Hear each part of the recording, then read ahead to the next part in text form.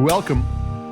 It's still Main Dave from CheapWineFighter.com with another wine review. A wine we wrote up on the CheapWineFighter.com website. A $4.49 Trader Joe's import wine.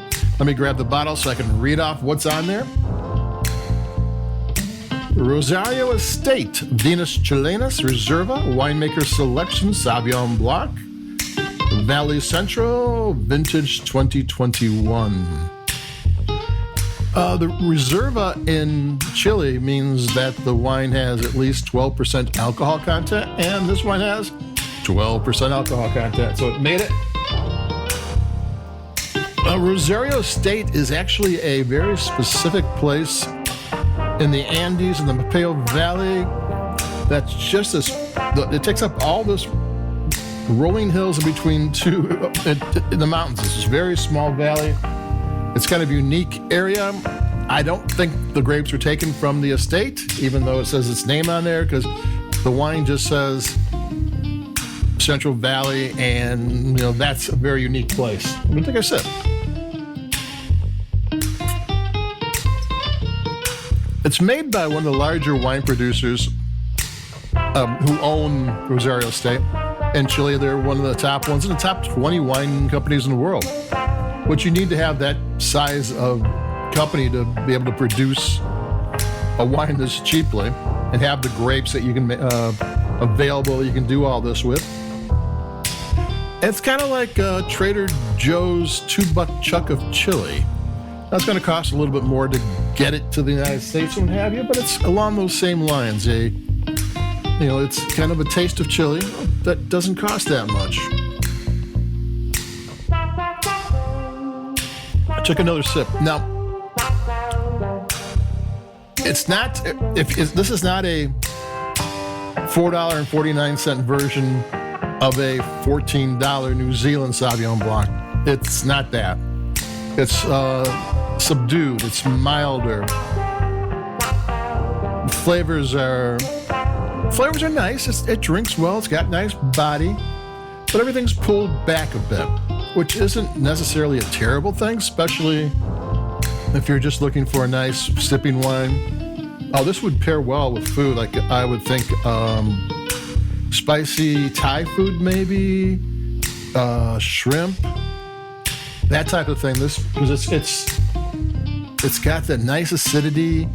It's got kind of a bright citrus and fruit flavors. You don't want anything too heavy with it, but it will cool a fiery, spicy food and go well with crab, shellfish, that type of thing. It would really do well. And that's the kind of food that, in other places, this is the kind of food that, or the wine people buy with their meal. Take another sip. In the U.S., you think, I'm going to have a meal, I better have a $25, $30, $40 wine. But no, everywhere else in the world, they grab some local wine that is kind of made to go with the cuisine.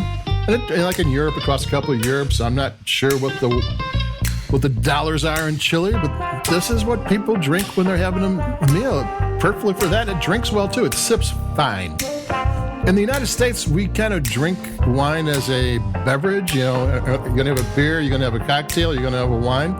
So when you have to just drink it, you're looking for different characteristics than if you're having it with wine or with your meal.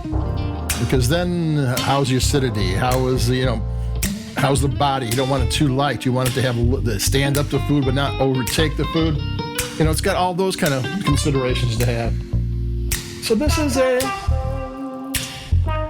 $4.49 wine that probably won't be your favorite Sauvignon Blanc, although I think I've already had 3 sips.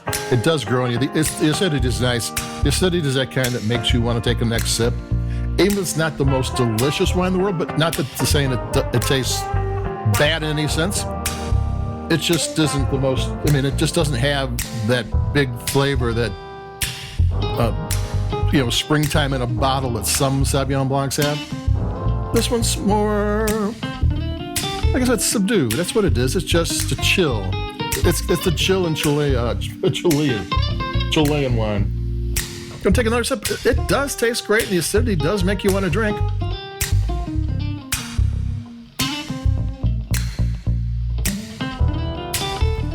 So it won't be your favorite Sauvignon Blanc in the world, but it just might be your favorite 449 secret weapon Sauvignon Blanc on those Tuesday nights when you don't want to spend a whole lot of money and you want to drink something to watch your Netflix or I've been watching HBO Max lately. No more Netflix for me. I've changed.